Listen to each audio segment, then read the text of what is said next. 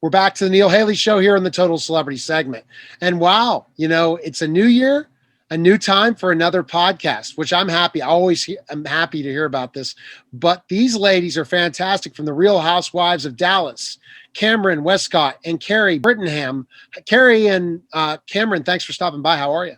Yes, we're good. Thanks for having us. Yeah, thank you. Absolutely excited to chat with you. So our first question is going to go to Kameron. How did you get chosen to be on the Real Housewives of Dallas? Well, actually, Kary Do, one of my good friends who was on the show before, ended up putting my name in a pile for the casting call lady to interview. So my name was put in a pile from her, actually. And then they started interviewing me, and it's like rounds and rounds of interviews. And then somehow I got picked, and I have no idea how. Interesting. Same question for you, Kary. It was funny. The same mutual friend. So Kary Do also they wanted me to do the show with her since the beginning. Yes. And then, wow. finally I was like, right before season 4, I felt maybe it was a good time for me to just see what happens. And I said, you know what? Put my name, give it to them. And then that was in December. And in January, I already had the producers at my house filming with me. So my process is so fast. So it's interesting. Everyone that chooses to try to be on a reality show, they're really putting themselves out there. So the question for you, Kameron, based on that, making that decision, there had to be an ultimate end to all this, right? Why doing this is a reason. There has to be some sort of reason. What was your underlying reason to decide, okay, I will do this? Yeah, well, I have to be honest. I used to volunteer and work full time in the charity world here in Dallas. And I started getting just a little bit tired of spending so much time doing it. And I always will be involved in charity, but I really wanted to do something really fun during the day because my children were going out at school and they were gone all day. And I also was developing my dog brand, Sparkle Dog Food. And I really wanted to take that to the next level. And I was really focusing on that, actually, my brand, when the show actually approached me. And then I realized, I'm like, oh my gosh, why not put my whole journey with starting my brand on TV? And I'm going to have the whole thing documented, and it's going to be more exciting. Exactly. And so that's kind of why I did it, because I wanted other people to see what it's like to start, in the dog food industry. And oh my gosh, it's a hard industry. There has to be a certain reason to increase your overall brand by getting a platform like this, unless you're already a celebrity. What a great opportunity. But then you have your family, you deal with so many other bad things versus outweighing the good for your brand. So we'll talk a little bit more about that. Second question for you, Kary. What was your reasoning for doing the show? Is there a brand reason to build the brand, or what was it? Yes, 1,000%. I mean, I have my jewelry line called Kamo by Kary, Kamo by Kary. And, I was doing really good I started 4.5 years ago. So when Kary came to me, I was like, I really wanted to take my, jewelry to the next level. As I covered on season 1, I wanted to start making my own money. I was very dependent on my husband. Okay. I hated to be on a budget and, having to everyone hates to be on a budget. So everybody that's a good part. I didn't want to have an allowance, So I wanted to have my own money. And even though I was making good money, I was like, this is a great opportunity if it happens. I was obviously very conflicted about it. I mean, I was like, oh my gosh, because I'm so unfiltered. I was like, what is going to come out of my mouth? How is that going to, it's like that unknown. It was really scary to me. Very scary. And it's scary in Dallas just because it's it's a conservative town. Yeah. So it was just like a lot of, but I just prayed about it. And I said, if it comes to me, if they pick me, then I'm just going to go all in. I'm going to be myself. I'm going to see what happens, with this journey. I'm going to just, embrace it and go with it, and that's what I've done. And that's the challenge that you have to do, is say, okay, I'm going to finally do something out of my comfort zone, meaning I'm going to put myself out there, my real life and journey and all those different things. So for the fans of the Real Housewives of Dallas, Kameron, what would you say is your fondest memory so far being on the show? I think it's really the friendships I have built with some of the girls. It's definitely a different type of friendship. It's more like a sisterhood, because we are going through the good, the bad, the ugly. We're being attacked by trolls, and we're being there for each other. And other people that are not in this experience don't understand what it's like. And it's really nice to have, those friends that really get the situation. So I really would say the friendships. I mean, I met Kary through the show, and she's one of my best friends, and I'm so lucky for that. Same question for you, Kary. Yeah, I will have to agree with Kameron 1,000%. I mean, I will say that, the experiences of friendships, I mean, it's like, to me, I can't imagine like not being 5 years from now or not doing the show anymore, not getting together with these girls and laughing about all these crazy experiences. And I will say that having to be doing this show during COVID was a lifesaver for me. I honestly, like, because we were quarantining for like 3 months and we started filming, and we got to have fun together and really appreciate each other and having, I mean, I don't know what I would have done without all those phone conversations, walking with Kameron all the time, Yes. and just like, honestly, like, it really, I would say that one of the biggest things that truly, I would say, got me through to quarantine was Real Housewives of Dallas. I think so. That's interesting, because we have to have something to look forward to during this challenging time. Even though you're in Texas, you're not as challenged as me in Pennsylvania. But we'll give it to we'll give it to you there. But yeah, compared challenges for sure. Now it's time for me to put my expert hat cap on, in the fact that I've done over 7,000 episodes independently myself in 11 years, and why and reasoning that you two did a podcast. First of all, because you're best friends. We could already see that was a great reason. But Kameron, why the podcast? And I love the name of it, Kam Kary Do Dallas. So can you explain to me, and then we're going to go into some more nuanced questions regarding a podcast, because we're definitely going to feature you in Podcast Magazine as well. So kind of want to jump into more questions regarding the podcast. People that want to catch up with you guys, jump on the social media, but people need to check out the podcast. But tell me, what was the reason you wanted to do the podcast? Right. Well, Kary and I we talk on the phone a lot. Sometimes it's very long conversations, and we laugh, have such a good time, and our energies are so different, which makes us like such a great pair. And she kind of compliments me, and anything I'm lacking, it's like, okay, if, for instance, I'm being a little boring, Kary picks me up, and now I'm fun. It's almost like we're a really good energy together.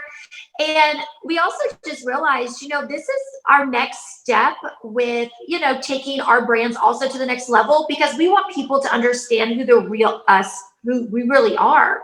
And sometimes on the show, you don't really get to see that. You only get to see a small glimpse.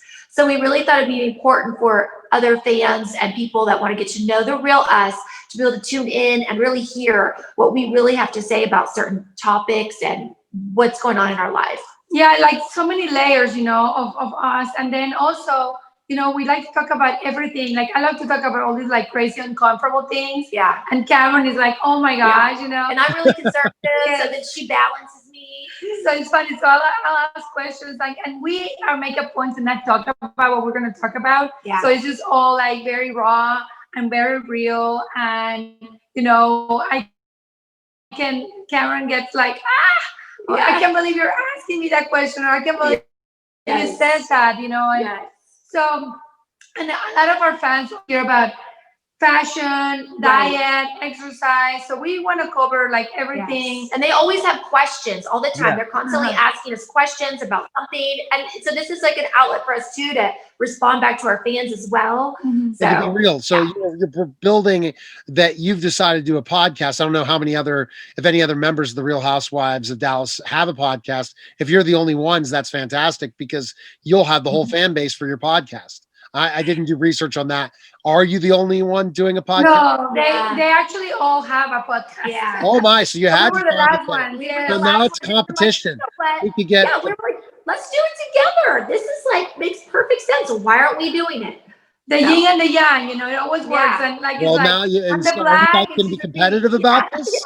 Are you going to be competitive with the other Real Housewives of Dallas and saying we're going to be number one? Well, I think we secretly will be competitive, but we are friends with everyone, so we're gonna have to keep it at a good, a good level. Yes.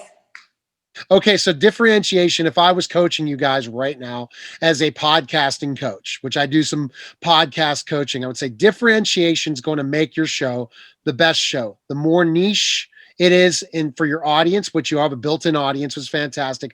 What differentiates you guys from other podcasts, and especially podcasts in your genre, meaning in reality television genre of people that have podcasts? What would you say? Well, we're really excited to bring on other housewives and to talk about their journeys with their brands and, empower other women. And I feel like the whole housewife, franchise, it's like sisterhood. And we don't really ever see the other housewives bringing other women on. So we're really excited to do that and to hear about other people's journeys as well. See, that differentiates you, first of all. But secondly, people are interested in learning this entrepreneurial side, Kary, right? That the entrepreneurial side of their journey, that you didn't just come on the Real Housewives, and I'm sure, and you can tell me more about who you've interviewed and things like that, but you're looking at the next part of that process. And that process is, we're not just the pretty face. We're not just the one that's on the show. We have much going on after the camera is off, right? Yeah, for sure. I mean, I definitely want to talk with, on episodes about why I wanted to start my business, how, like, the struggles with it, the ups and downs, just all that. I mean, and I believe so much in like empowering women, and I would talk about how, men have always had each other's back forever, and they're like a fraternity on its own, and us women actually sabotage each other, and we don't have each other's back as much. And having 3 daughters, I even see it with 13-year-old girls, doing it to my kids. So I'm very passionate about talking about how we women need to have each other's back, empower each other, help each other, and quit like trying to sabotage us or jealousy. It's like, hey, what do you have that I don't have, and let's come together and let's help each other. Yes, empower each other. All right. So what should we expect of episodes that have already been recorded? Tell me a little bit about that, Kameron. Well, our first episode actually is going to be about our background, how we grew up and how we made it to Dallas. So that's going to be really exciting because not everyone actually knows like about our roots. Right. Yeah, just like, I think our episodes at first are going to be very like a little bit of everything, just trying to go out there and talk about things, because we really, really are, we're going to have a segment of questions and answers. So we want our viewers to start sending on questions, and then we can start focusing to see what our audience wants us to talk about. And that's great interactivity. And that's the thing, that to touch the celebrity in some sort of way. It's very hard for you to go on Instagram and answer everyone's like on an Instagram post or different things. But by providing a platform like this for them to listen and then choose certain questions and answers to answer on the show, fantastic idea. Now, looking at it, Kameron, the challenges of preparing a podcast. As I said, again, I want to definitely feature you guys in Podcast Magazine for one of my articles that kind of let people know the process once you came up with the idea of the podcast, all the preparation involved. Right. Yeah. No, it's a lot of preparation. We actually prefer to, bring certain topics to the table, but we actually put each other on the spotlight and don't tell each other what we're going to talk about, just so we can get each other's natural reaction. So we don't really think about it. And we kind of both always think about something we want to approach the other person with.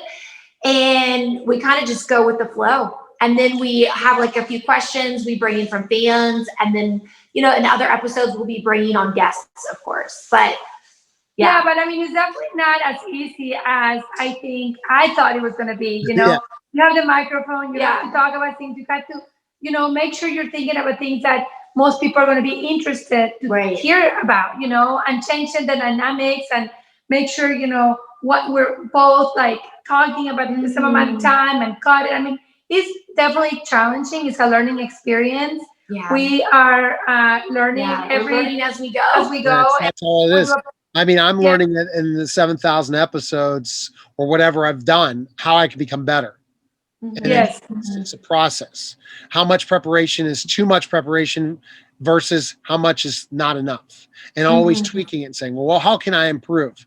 And that's this process that goes on. Now talk about post-production. Now you guys see how much work is involved in Bravo, right? Now this is your production. Talk about that process after recording, the process of putting all that stuff together leading up to the launch on next Wednesday, January 12th. Yeah. Okay. I definitely think that, we have a great team, and we have our own producer. So they come to us and they help us with all of that, Now we have to listen to the podcast and be like, we don't like that, or that doesn't sound right, and we have to tweak it. We help edit. What he does. But we have definitely a team of people that help us, put it all together. Kameron, how many podcasts do you have in the can so far that you've recorded? We probably have about three podcasts three right that we're now happy with. We recorded more like edited. 4 or 5, but 3 that we're happy with. Yeah. Happy with. That's interesting. That's a great point. And pre-recording is really hard because you don't want to talk about holidays. You don't want to talk about TV shows because that's going to be airing later. So it was challenging. Yeah. So we didn't want to record too many because we really want to be current when we do air and talk about current topics. So we kind of, especially our show. Yes, especially our show too. When we talk about our show also. Yeah, so because you wanted that stuff, and then the Real Housewives of Dallas again is debuting again, new season, right? Tonight. Tonight for people, we're recording now, so it won't be airing. Tonight, which is considered Tuesday, January 5th. So everyone needs to tune in on Tuesdays, right? To the Real Housewives. Every Tuesday. So it's perfect thinking of, well, if you start talking about things before they happen or talk about things that you've done, that's the problem. So that's why you have to keep back and listen, say, did I just spoil something?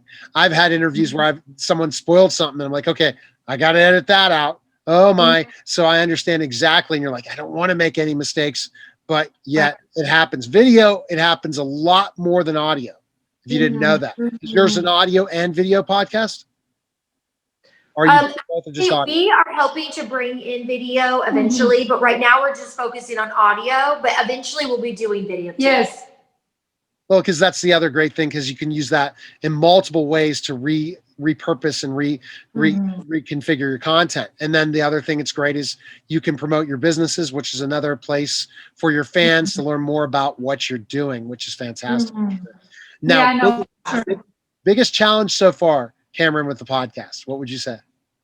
I would probably say deciding on what topics to talk about, just because we have so many different ways we could go every time we meet, and there's so many things I want to ask Kary. So sometimes I'm like, oh, I should have asked her this instead today.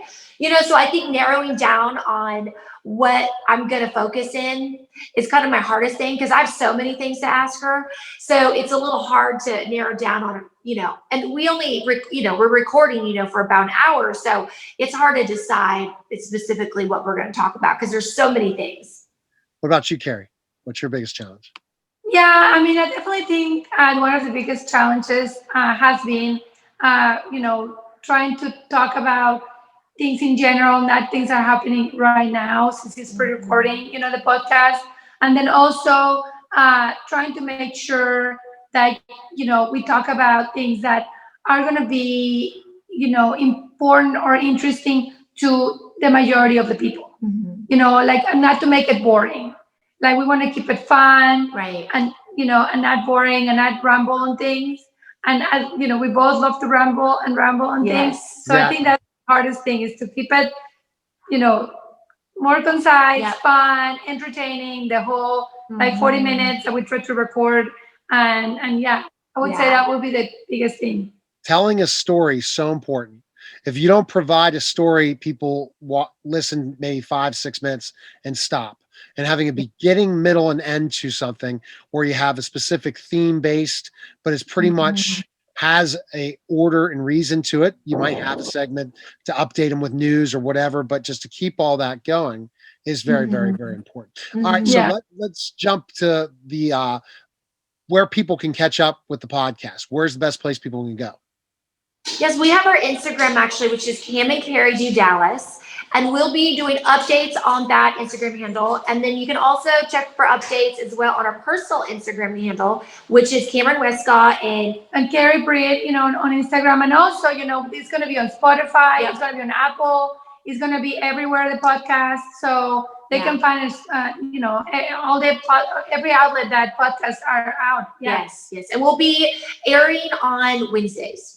Wednesday the 13th. I apologize about the January 12th, January 13th, just trying to figure out my dates. January 12th will be the next episode of the Real Housewives of Dallas. So people that are watching and listening will be ready for next. Now, I'm going to do a question for a co-host that usually comes by. I asked him last minute, but I want to ask a question I think that might have touched both of your lives, and it's involving caregiving. My co-host, caregiver Dave Nissan, he's one of my co-hosts, is a caregiver. And he basically travels the country talking about caregiving, really protecting the advocacy of the caregiver, meaning not the person they're caregiving, meaning a lot of them end up dying before the person they caregive for. So has caregiving touched your lives at all? Kameron, I'll ask that question for you, then Kary.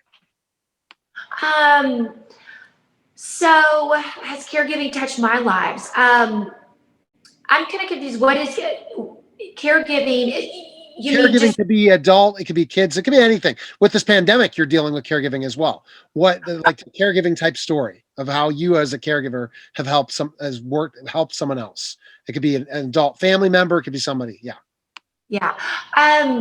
Well, I've been, caring for my children, with this whole pandemic, preventing them from getting COVID. I've been wiping every surface you can imagine for children. Yeah. And, I've been trying to be very careful when I'm around, my family that's older, of course. And everyone has, stayed healthy and strong right now. And that's just the best thing I could ever ask for. And, every day we're just hoping that everyone stays healthy right now. We got to give kudos to the moms out there for all the hard work they've had to deal with the pandemic more than anyone else or anyone that has been caregiving with kids. Oh my God. Oh my God. I mean, I can't tell you how many masks I've ordered. My whole cabinet is covered in masks and Lysol and wipes. I'm like, and face shields. Yeah, no, for sure. I mean, I offer, like, we have elderly neighbors and to bring them groceries. Whenever we were all locked down there in March and April, it was really tough. I've offered, to drive my kids around whenever I've had a couple girlfriends that actually had COVID, and I helped her with, kid situations, driving them around, bringing groceries. It's just like to be there for whatever anybody has needed. Honestly, like I'm always like, what do you need? What can I give you? And we've all. I definitely love taking care of people. I don't like people taking care of me. Like if I ask for help, I need help because I normally like to help people. Yeah. Well, it's a big part of life right now is all of us being caregivers to something, especially, I don't know if your kids ended up online school. We're still in online. Yes. Hopefully in 2 weeks it's stopped because it's crazy. It's at least we're able to educate kids We need to get them back in the classroom, back interacting with people and things like that. And check out caregiverdave.com for my good friend, Caregiver Dave Nasani, and all those different things. And the best place to follow you guys, social media, where can we go? Yeah, you can follow us on Kam Kary Do Dallas on Instagram, and we'll also be on Twitter as well, Kam Kary Do Dallas. And you can follow me on Kameron Westcott on Instagram, and Kary Britt, KaryBritt on Instagram, Kary Brittingham, and yes, and on Kary Brittingham on Twitter. Yeah. And Kamo by Kary, Kamo by Kary. Yep. And Sparkle Dog Food on Twitter and on Instagram. Well, you guys are fabulous. Good luck with the podcast. I know you'll do great. Everyone needs to check it out. Check out the Real Housewives of Dallas on Tuesdays, and check out the latest podcast dropping every Wednesday. So I appreciate you guys stopping by, and thanks for coming on the Neil Haley Show. Yeah, thank you for having us. Take care. Stay All healthy. right. See ya. Okay, bye-bye. Bye. You're watching and listening to the Neil Haley Show, and we'll be back in just a moment.